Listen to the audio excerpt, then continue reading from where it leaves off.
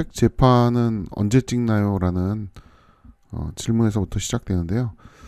이거는 각 출판사마다 좀 다를 거예요. 그 출판하고 있는 책에 따라서 다르고 가격에 따라서 다르고 보통 이제 책이 찍게 되면 두 달, 석 달 안에 제작비 50% 정도를 뽑을 수 있으면은 제세에 대한 준비를 시작을 해야 되고요.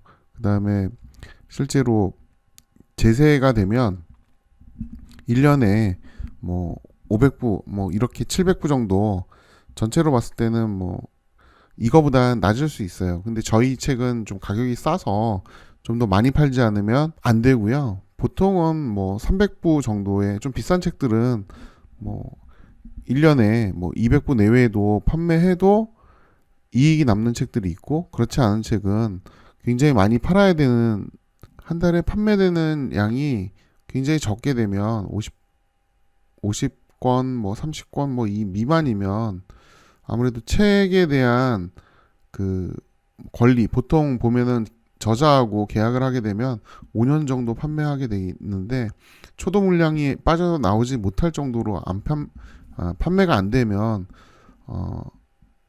절판이나 단종을 시켜버려야 돼요. 어떤 방식으로 운영을 해야 될지 결정을 하셔야 돼요. 자, 그러면은 어떤 부분이 생기냐면요. 책의 이제 제세는 요 밑에 있었던 제작에 관련되어 있는 비용, 즉 편집 디자인이라든지 이런 비용들이 거의 다 빠지게 돼요. 그럼 여기서부터 이제 인쇄랑 관리 유통 비용, 추가 비용 부분이 남게 되는데, 그 외에는 전부 다 출판사에도 좀 이익이 되고, 그리고 어, 아무래도 이게 전부 다 이익이 될 수 있는 소지가 있겠죠. 그리고 대신 책이 나왔을 때는 이렇게 많이 올라가서 판매가 되다가 서서히 줄어들기 시작해요. 그러니까 이 시점 중에서 어느 시점에서 책을 더 팔아야 되는지, 제세를 찍었을 때 계속 갈 수 있는 책인지 아닌지를 선택하게 돼요. 지금 보시면은 뭐 책으로서의 가치로 봤을 때는 아무래도 계속 나갈 거라고 생각이 되지만, 이 시점인지 제세 시점이, 그러면 이 시점인지, 찍자마자 내리막이면, 판매 내리막이면 그때부터 재고에 대한 부담이 끊임없이 생기거든요. 반대로 이때쯤 미리 좀 찍어놨다면 올라가면서 계속 판매를 할 수 있게 되는 거죠. 그래프로 보면은 계속 그 추세에 대한 부분을 어느 정도는 알 수 있어요. 어차피 주문량이라는 게 계속 아침마다 볼 수가 있으니까 주문 데이터들을 보고 이 책이 어느 정도 나갈 수 있는지 예측하시고 광고 비용으로 쳐서 올려야 돼요. 광고 비용으로 떨어지는 걸 늦출 수 있게, 떨어지는 걸 이 정도로 완만하게 늦출 수 있게, 그럼 광고를 하거나 마케팅을 하거나 책이 죽지 않게 만드는 게 되게 중요하거든요.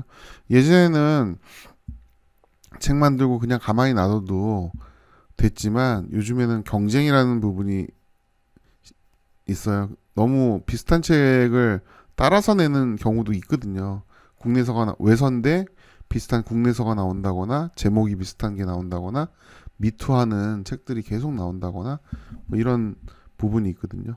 그렇기 때문에 책의 사이클을 이해를 하고, 그다음 어떻게 판매 전략을 세워서 더 길게 팔 수 있을지, 그러면은 이제 여기에서 마케팅 비용이 추가가 되는 거죠. 마케팅 비용이 더 추가가 되고, 거기에 따라 가지고 마진, 이익에 대한 부분은 줄지만 그래도 책에 대한 생명력은 훨씬 더 길게 가게 할 수 있는 거죠. 책값이 뭐 그 10,000원이면 보통 그 60에 납품을 하게 되니까 6,000원이 되겠죠. 정가 10,000원짜리 책은 6,000원 정도 번다라고 보고요. 거기에서 이제 600만 원 정도를 수익을 얻게 되면 물류 비용 같은 경우도 뭐 1년에 이게 책 한 권이었을 때, 두 권이었을 때 뭐 그 권수가 늘어날수록 가격은 낮아지기는 하는데 그 보관료라는 게 늘어나요. 그래서 책 보관료가 꾸준히 늘어나기 때문에 알게 모르게 나가는 비용이 이제 계속 생기게 되는 거죠. 여기 관리 유통 비용에서 나오는 것처럼. 그리고 제작비 300만 원, 인세 뭐 60에서 100만 원 선으로 이렇게 된다라면 보통 2,000부 이상 찍으니까 그 파는 거에 대한 부분을 감안을 해서 그 제세를 찍을 때는 초도 배분이라는 게 없어지거든요. 그러면은 결국엔 창고에 그만큼 무조건 쌓이게 되는 거죠. 창고 비용이 관리 비용이 굉장히 크게 늘어난다라는 걸 명심하셔야 돼요. 그리고 최근에는 물론 책이라는 게 어떻게 뜰지는 몰라요. 그런데 그 가지고 있는 그 책의 생명력이라는 건 결국엔 많이 알릴 수 있는 능력하고 관계가 있거든요.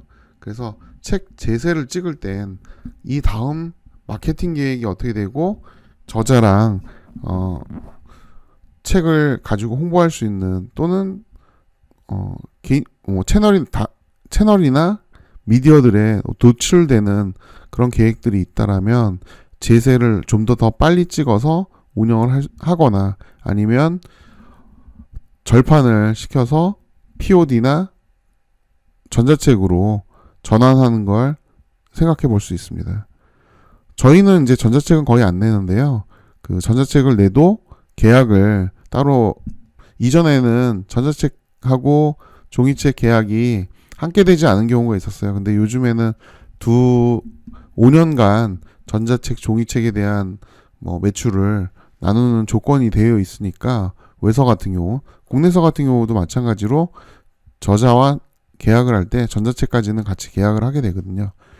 그렇게 해서 POD나 전자책으로 그 출판사에서는 관리 비용이 들어가지 않는 형태로 운영을 하다가 제세에 대한 결정은 개정판이라든지